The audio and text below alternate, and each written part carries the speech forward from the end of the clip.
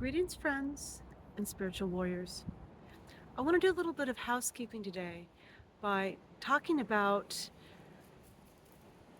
clearing up some ideas about things we've already talked about, specifically shame and guilt and its purpose in our life. Now, I have spoke before or put the idea forth before that these were motivation emotions. Their intention is to get us to do what we know inside we need to do. And it's come up recently the damage that shame and guilt can do, just like the damage that fear can do when it's entertained for a long period of time and it's not utilized correctly. With fear, the intention is to cut us off from that which is dangerous or damaging so we can assess our situation and then immediately initiate the correct action. And there is a protocol when you deal with fear, and we've gone over that, but perhaps I need to talk about the protocol for shame and guilt, because these emotions can be tremendously damaging. But there's a reason. Just like fear, you can't entertain them for a long period of time. They're policing emotions. And the intention is to galvanize you to do what you know in your heart you need to do.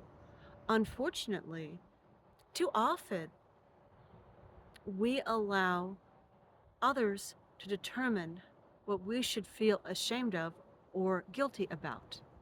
It's used against us, it's weaponized. And in these cases, it becomes a negative. Its purpose is reversed. It it achieves the opposite of what it is supposed to do. And what it is supposed to do is keep us on track with what we value, what we want.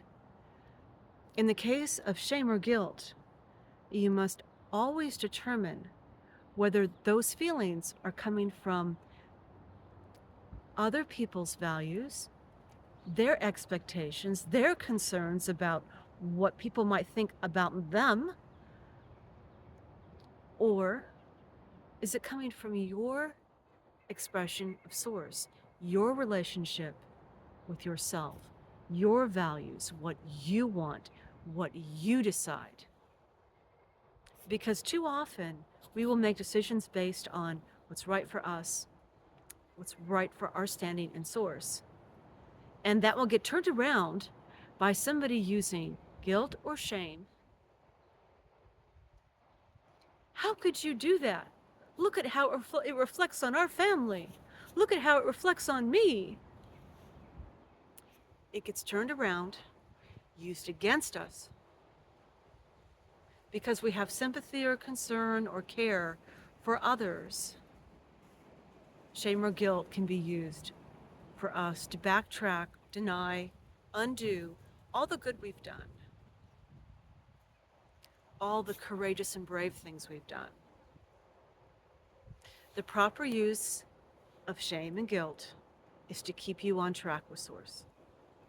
The perverted use of shame and guilt is to keep you from your relationship with source and from doing what's right for you and from doing what's right for the totality. So, it needed to be said, shame and guilt can be good in small measures as a reminder to check in with source and to course correct. But if you're feeling it because you're worried about what other people might think or say,